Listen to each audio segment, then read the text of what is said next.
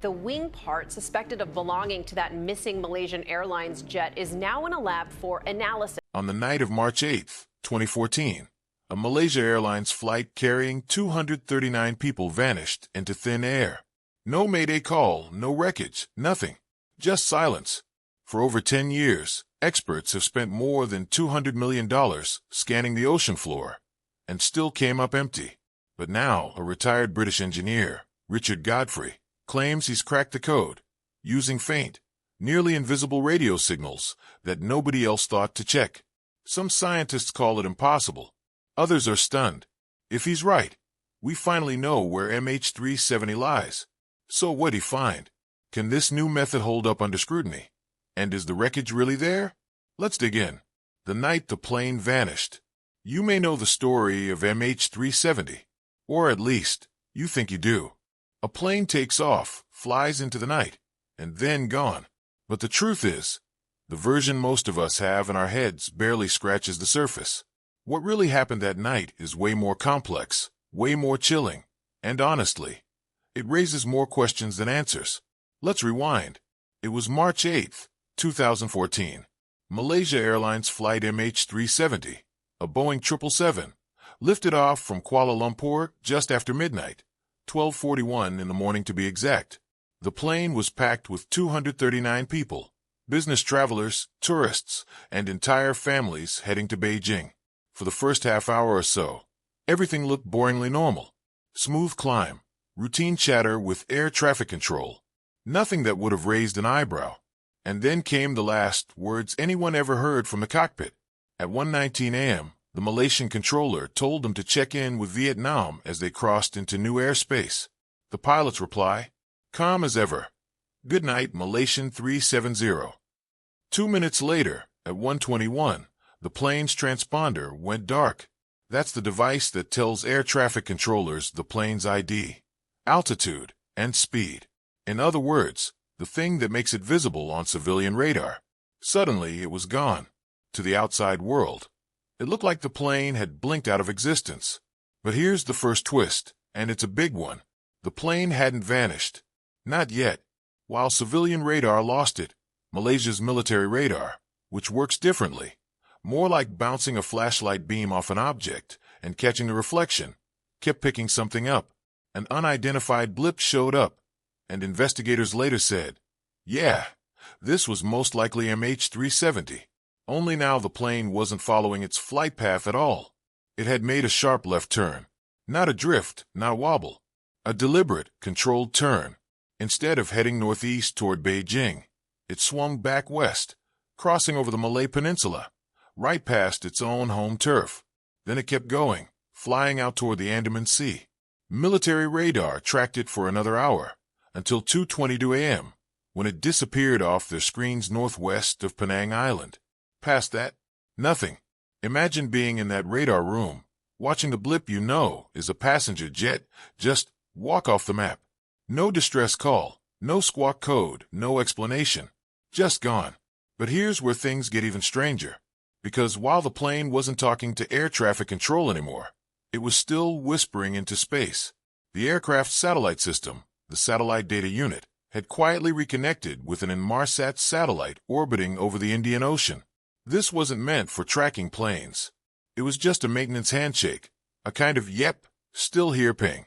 But these ghostly signals ended up being the only real evidence of MH370's path for the next 6 hours. There were 7 of those pings in total. And with no black box, no radar, no radio calls, those 7 handshakes became the breadcrumbs investigators clung to, using 2 key pieces of data. The burst timing offset, basically the delay in the signal's round trip, and the burst frequency offset, a tiny Doppler shift in the signal. Engineers tried to map out where the plane had gone. What they got were arcs. Enormous, sweeping arcs stretching across the planet. One path pointed north, across Asia. The other plunged south, into the vast emptiness of the Indian Ocean. The northern route was ruled out fast. Too many radars, too many militaries watching that sky. Somebody would have noticed a rogue Boeing. So all attention went south. That led to what we now call the 7th arc. The final line drawn at 8:19 a.m., when the last handshake came in. According to the math, that's when MH370 most likely ran out of fuel, drifting down somewhere along that lonely curve in the Indian Ocean. And so began one of the biggest, most expensive searches in aviation history. Dozens of ships, planes, and later deep-sea drones scoured an area of 120,000 square kilometers of seabed. That's about the size of Pennsylvania. For context, they spent years and hundreds of millions of dollars dragging sonar across the ocean floor. And what did they find? Nothing. Well, not completely nothing. Over time, a handful of pieces of debris washed up.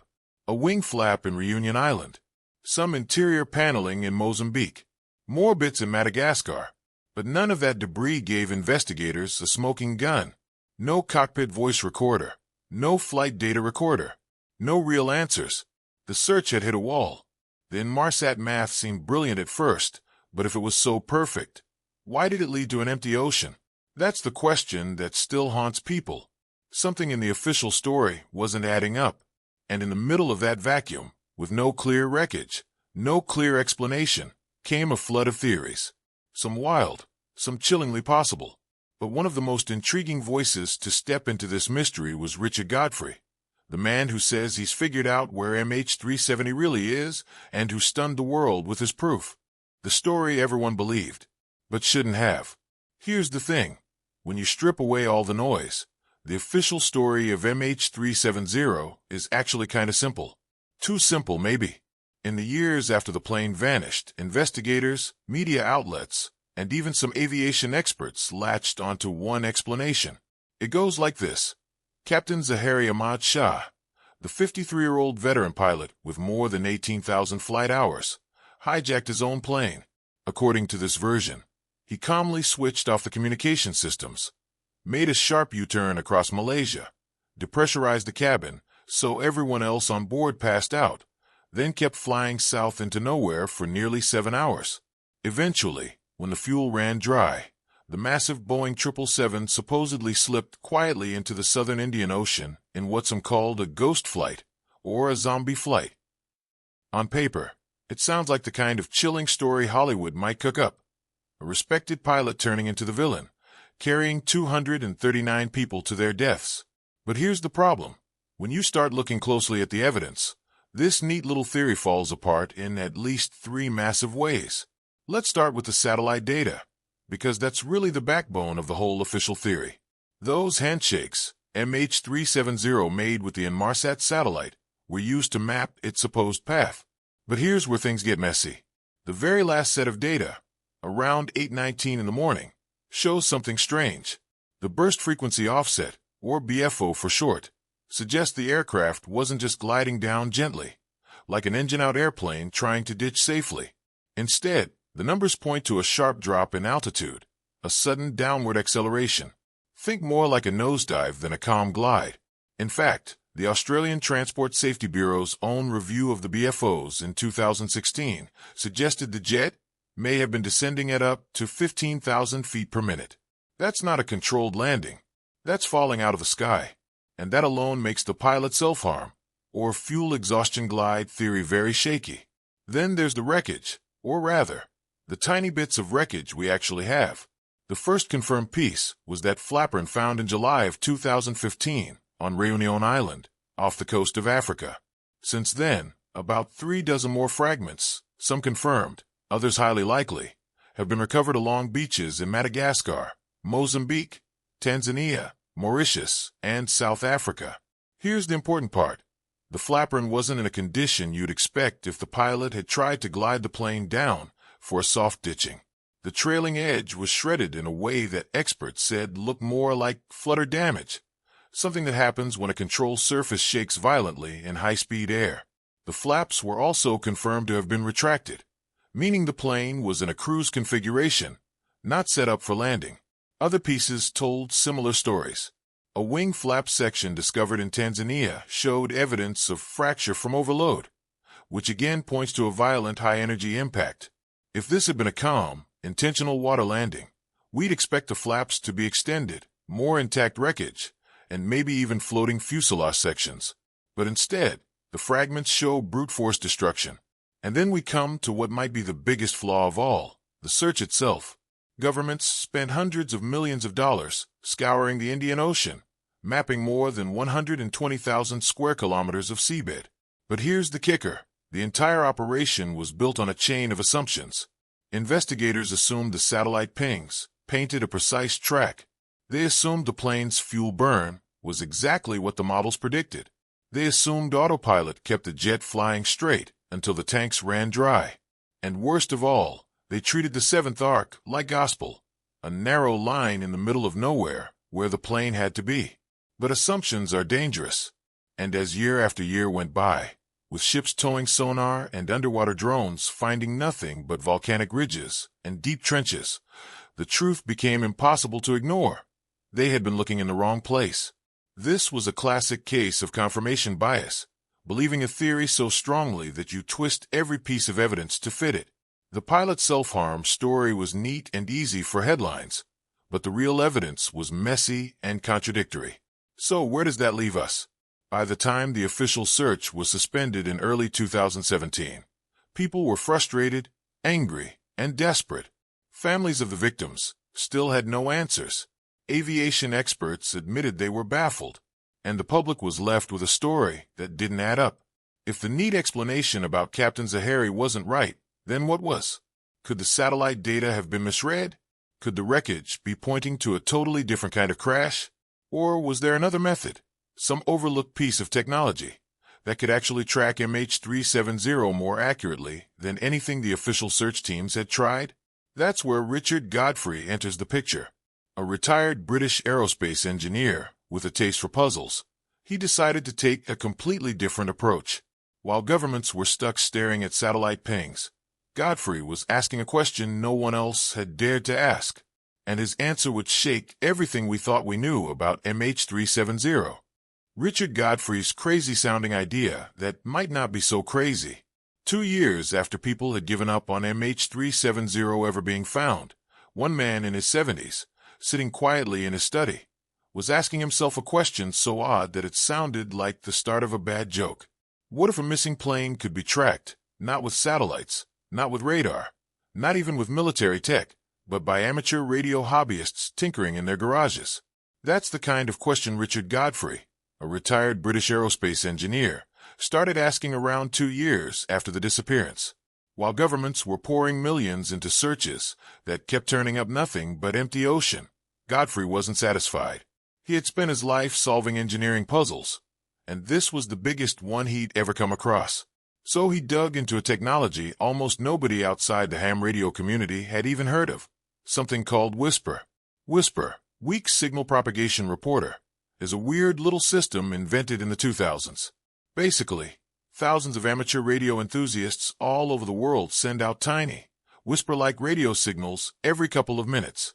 The signals are ridiculously weak, often less than 1 watt, about the same power as a night light, but they can bounce off the ionosphere and travel thousands of miles. Think of WSPR like a giant spider web stretched around the whole globe. Each thread is one of those weak signals, moving back and forth between 2 stations. Most of the time, it just helps hobbyists figure out how far their signals travel. But Godfrey realized something big. If a huge airplane slices through one of those threads, it leaves a disturbance. It doesn't sound dramatic. It might just be a tiny dip in the signal strength or a little shift in frequency, sometimes less than a single decibel. But those disturbances get logged every single time in an online database called WSPR.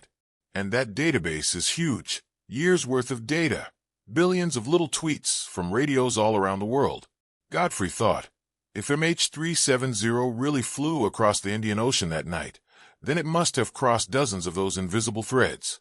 And if he could find those disturbances, he might be able to map the plane's path like a trail of breadcrumbs.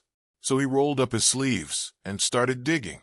This wasn't a weekend project. It became his obsession. For 3 years, he combed through the WSPR archive, which meant dealing with more than 200 billion lines of raw data. He had to build custom software just to filter out all the false alarms, things like solar storms, background interference, or the normal chaos of the ionosphere. And then, slowly, a picture started to form. On the night between March 7th and March 8th of 2014, when the Boeing 777 disappeared, Godfrey found roughly 130 whisper anomalies over the Indian Ocean. Not random noise, not explainable by weather or radio interference. When he plotted them on a map in the order they happened, they lined up into a track. The track began right where Malaysian military radar had last picked up the plane. From there, it curved southwest, then turned south, exactly the kind of turn investigators had long suspected, but with far more precision. And the trail didn't just fade away. It ended at a very specific spot, 29.128 degrees south, 99.934 degrees east. That's about 1,500 kilometers west of Perth, Australia. Deep water, yes, but still about 200 kilometers inside an area that no official or private search had ever touched. For the first time in years, someone had produced a brand new, data-driven location for MH370. Not a vague guess. Not another maybe over here. A single point, backed up by hard numbers. But numbers aren't enough. Putting the numbers to the test. Numbers on a page are just that, numbers. They don't drag a plane off the ocean floor. They don't give families closure. For Richard Godfrey, the real test wasn't whether he could find patterns in ham radio signals.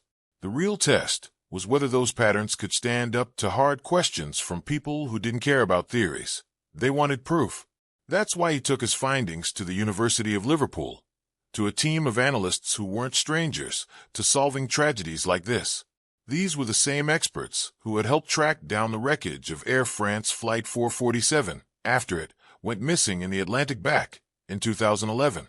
If Godfrey's numbers were smoke and mirrors, they'd know instantly. So what exactly did he put in front of them? And why did it grab their attention instead of ending up in the wild theory pile? Let's break it down. The first piece of the puzzle was what he called the timestamp cross-check. This was basically a reality check. Did the disturbances he found in the whisper data match up with the actual timeline of MH370's flight? If those radio blips were happening hours before or after the plane's known pings with the Inmarsat satellite, the whole theory would collapse. But the opposite happened. Every single one of the 130 anomalies Godfrey flagged lined up almost perfectly, within about 4 minutes of an Inmarsat ping. That's not the kind of coincidence you brush off. That's a pattern. And when investigators looked around for other explanations, maybe another Boeing 777 in the same airspace, maybe a cargo jet passing through, nothing fit. No other plane was in that sky. No other plane could have made those ripples. The only candidate left was MH370. Next came the signal geometry. Think of this like replacing a blurry photograph with a sharp one. Inmarsat satellite data had always been more like a rough sketch than a detailed map. It could only narrow things down to giant arcs, long, vague stretches of ocean hundreds of kilometers wide. Good enough to guess, but not good enough to pinpoint. Whisper changed that game. Because each signal traveled along a specific path between two radio operators, say, one in New Zealand and one in South Africa, any disturbance was locked to that path. When several paths showed disturbances at the same time, you could cross them like lines on a map. Suddenly, instead of a search area the size of a continent, Godfrey was drawing corridors only about 20 kilometers wide. The more paths he had, the more precise the trail became. Then came the trickiest test, the refraction fingerprint. This was about proving the wiggles in the radio signals weren't just random noise. The ocean surface, the ionosphere, even solar activity could all bend and twist radio waves in ways that looked messy. Godfrey needed to show that what he was picking up was the fingerprint of a huge airplane, not a glitch of nature. He focused on signals in the 14 megahertz range because that frequency reacts in a predictable way when something as massive as a Boeing 777 cuts across it. To make sure the results weren't junk, his software threw out any faint or muddy disturbances. Only strong hits, around negative 25 decibels or better, made the cut. After running all those filters, he was left with 130 solid anomalies. And here's the kicker. They weren't scattered all over the map. They clustered, forming a line across the southern Indian Ocean, almost like someone had sprinkled breadcrumbs across the water. When the Liverpool team ran the numbers through their own models, using Bayesian analysis, the same statistical method that had nailed down Air France 447's location, they came back with something remarkable. Their calculation showed a 74% probability that MH370's wreckage was sitting inside a small patch of ocean centered on Godfrey's coordinates. For the first time since the plane vanished, the data wasn't just hopeful, it was mathematically solid. Now imagine being one of those scientists. You've spent years watching wild theories pop up and burn out.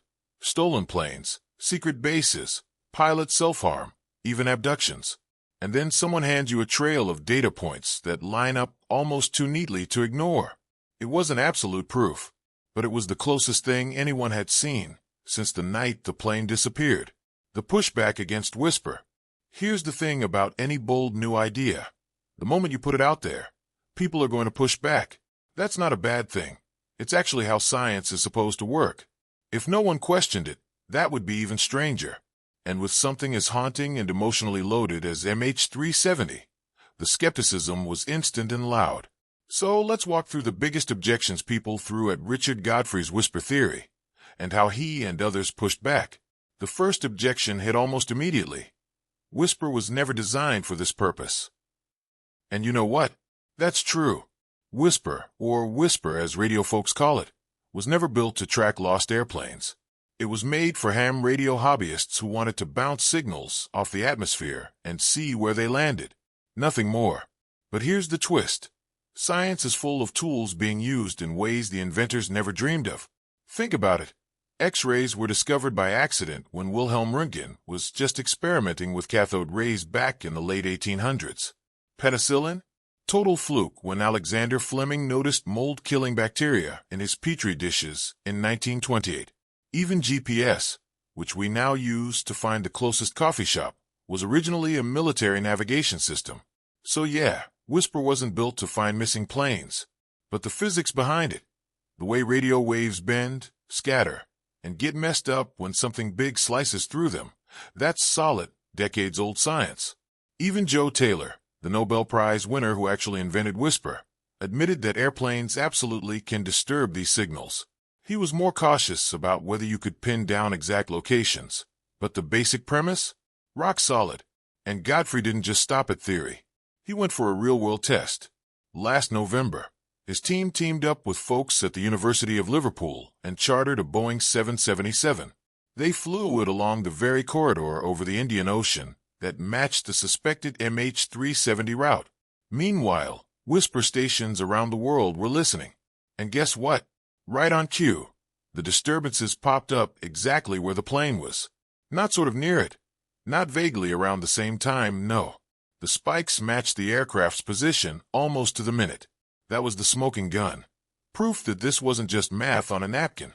The system worked in real time. The second objection sounded more like a jab at Godfrey himself. He keeps moving the target. And again, on the surface, that's true. His first calculations years ago pointed to a crash site closer to 33 degrees south. Then it shifted to 34. Then finally, to 29 degrees south.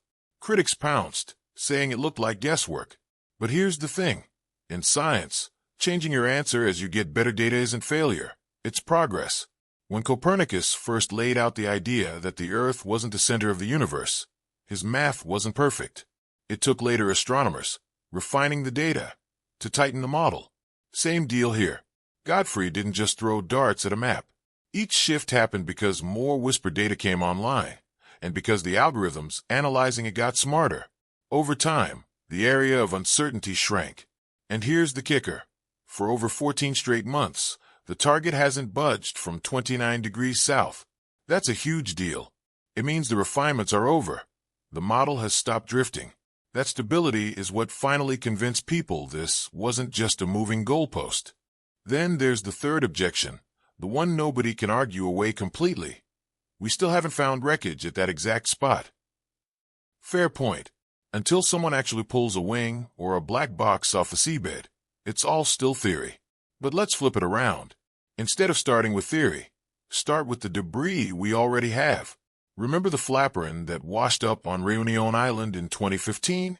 That piece was confirmed beyond a doubt to be from MH370. Later, more debris turned up in places like Mozambique, Madagascar, and Tanzania. These weren't random junk. They were Boeing 777 parts tied directly to the missing plane. So where did they come from? That's where oceanographers stepped in. At the GMR Helmholtz Center for Ocean Research in Germany, scientists ran massive drift simulations. They basically dropped virtual message-in-a-bottle trackers into computer models of the Indian Ocean currents and watched where they would wash ashore. They did this hundreds of thousands of times. When they reversed the drift paths from Réunion and the other African coastlines, something remarkable happened. The majority traced back to an origin point within about 100 kilometers of Godfrey's hotspot at 29 degrees south. Not a vague area, not half the ocean, a specific zone. That's the kind of independent confirmation you can't just hand-wave away. So let's sum up. People said Whisper wasn't meant for this, true, but the physics is valid and now tested. People said the crash site kept moving, true, but only because the data got better, and now it's locked in. People said no wreckage is there, true, but drift analysis points straight back to that location. Every time an objection is raised, the evidence pushes back harder. And here's where things get really interesting. For the first time in years, this isn't just talk. There's action. The brutal cyclone season in the southern Indian Ocean has wrapped up, which means ships can actually operate out there again. And the heavy hitter is back, Ocean Infinity. If that name rings a bell, it's because they led the massive search effort in 2018. They didn't find MH370 then, but they built up an arsenal of deep-sea tech that's only gotten better since.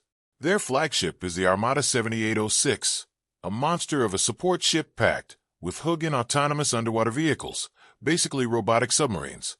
These aren't little tethered drones. They can dive 6,000 meters, roam untethered for days, and scan the ocean floor with sonar detailed enough to spot a car wreck under miles of water. And now here's the kicker. Malaysia's government has signed a brand new contract with Ocean Infinity. Anthony Loke, Malaysia's transport minister, pushed it through in January of 2025. The search zone, a carefully defined 15,000 square kilometer box, zeroed in on the exact hotspot identified by the Whisper analysis. The deal is no find, no fee.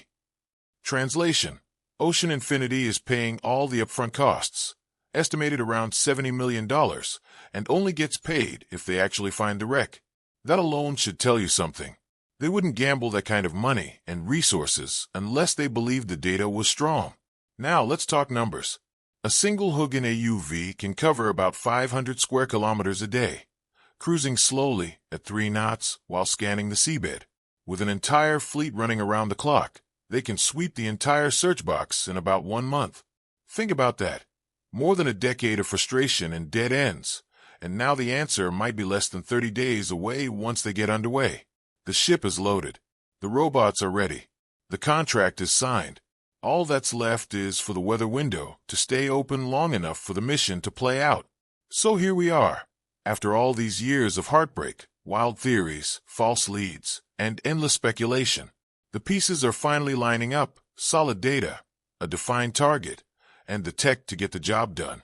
The question is no longer, can MH370 be found?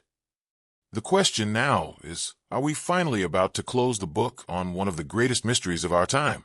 Thanks for watching, fam. If you enjoyed this video, be sure to like and subscribe to our channel. While you're still here, check out the next video that pops up on your screen. You never know what you might discover next.